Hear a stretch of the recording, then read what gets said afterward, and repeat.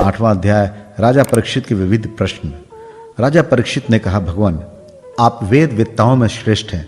मैं आपसे यह जानना चाहता हूं कि जब ब्रह्मा जी ने निर्गुण भगवान के गुणों का वर्णन करने के लिए नारद जी को आदेश दिया, तब उन्होंने किन किन को किस रूप में उपदेश किया।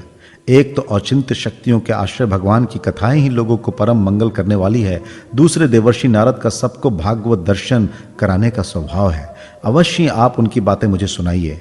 महाभाग्यवान सुखदेव जी, आप मुझे ऐसा उपदेश कीजिए कि मैं अपने आसक्ति रहित मन को सर्वात्मा भगवान श्री कृष्ण में तन्मय करके अपना शरीर छोड़ सकूं।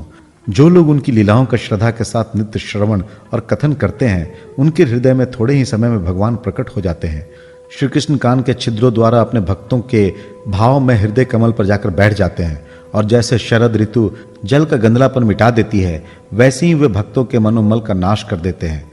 जिसका हृदय शुद्ध हो जाता है, वह श्री कृष्ण के चरण कमलों को एक क्षण के लिए भी नहीं छोड़ता। जैसे मार्ग के समस्त क्लेशों से छूटकर घर आया हुआ पथिक अपने घर को नहीं छोड़ता।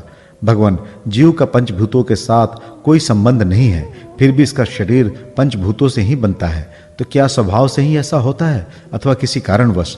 आप इस बात का मर्म पूर्ण रीति से जानते हैं। आपने बतलाया कि भगवान की नाभि से वह कमल प्रकट हुआ जिसमें लोकों की रचना हुई। ये जीव अपने सीमित अवयवों से जैसे परिच्छिन्न है, वैसे ही अपने परमात्माओं को भी सीमित अवयवों से परिच्छिन्न सा वर्णन किया है। ये क्या बात है? जिनकी कृपा से सर्वभूत में ब्रह्मा जी प्राणियों की सृष्टि करते हैं, जिनके नाभि कमल से पैदा होने पर भी जिनकी कृपा से ही ये उनके रूप का दर्शन कर सके थे, वे संसार की स्थिति, उत्पत्ति और प्रलय के हेतु सर्वंतर्यामी और माया के स्वामी परम पुरुष परमात्मा अपनी माया का त्याग करके किसमें किस रूप में शयन करते हैं। पहले आपने बतलाया था कि विराट पुरुष के अंगों से लोक और लोकपालों की रचना हुई, और फिर यह भी बतलाया कि लोक और लोकपालों के रूप में उसके अंगों की कल्पना हुई।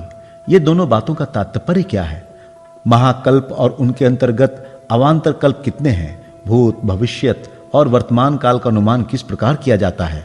क्या स्थूल देहाभिमानी जीवों की आयु भी बधी हुई है? ब्राह्मण श्रेष्ठ, काल की सूक्ष्म गति त्रुटि आदि और स्थूल गति वर्ष आदि किस प्रकार से जानी जाती है? विविध कर्मों से जीवों की कितनी और कैसी गतियां होती है? देव, मनुष्य आदि योनियां सत्व, रज, तम इन 3 गुणों के फल स्वरूप ही प्राप्त होती है। उनको चाहने वाले जीवों में से कौन कौन किस किस योनि को प्राप्त करने के लिए किस किस प्रकार से कौन कौन कर्म स्वीकार करते हैं? पृथ्वी, पाताल, दिशा, आकाश, ग्रह, नक्षत्र, पर्वत, नदी, समुद्र, द्वीप और उनमें रहने वाले जीवों की उत्पत्ति कैसे होती है? ब्रह्मांड का परिमाण भीतर और बाहर दोनों प्रकार से बतलाइए। साथ ही महापुरुषों के चरित्र, वर्णाश्रम के भेद और उनके धर्म का निरूपण कीजिए। युगों के भेद, उनके परिणाम और उनके अलग अलग धर्म तथा भगवान के विभिन्न अवतारों के परम आश्चर्यमय चरित्र भी बतलाइए। मनुष्यों के साधारण और विशेष धर्म कौन कौन से हैं? विभिन्न व्यवसाय वाले लोगों के, राजर्षियों के और विपत्ति में पड़े हुए लोगों के धर्म का भी उपदेश कीजिए। तत्वों की संख्या कितनी है? उनके स्वरूप और लक्षण क्या है? भगवान की आराधना की और अध्यात्म योग की विधि क्या है?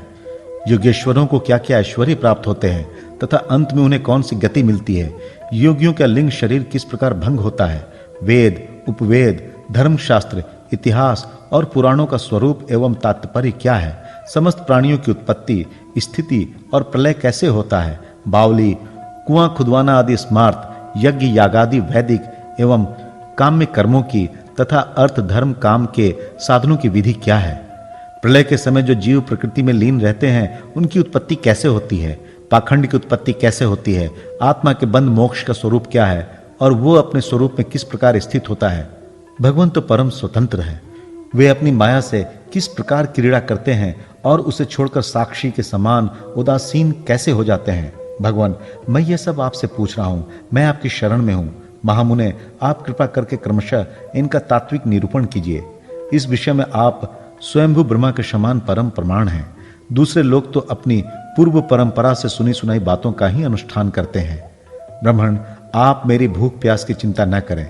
मेरे प्राण कुपित ब्राह्मण के शाप के अतिरिक्त और किसी कारण से निकल नहीं सकते, क्योंकि मैं आपके मुखार विंद से निकलने वाली भगवान की अमृतमयी लीला कथा का पान कर रहा हूं। सूत जी कहते हैं, शौनक आदि ऋषियों, जब राजा परीक्षित ने संतों की सभा में भगवान की लीला कथा सुनाने के लिए इस प्रकार प्रार्थना की, तब श्री सुखदेव जी को बड़ी प्रसन्नता हुई। उन्होंने उन्हें वही वेद तुल्य श्रीमद् भागवत महापुराण सुनाया, जो ब्रह्म कल्प के आरंभ में स्वयं भगवान ने ब्रह्मा जी को सुनाया था। पांडु वंश शिरोमणि परीक्षित ने उनसे जो जो प्रश्न किए थे, वे उन सब का उत्तर क्रमशः देने लगे।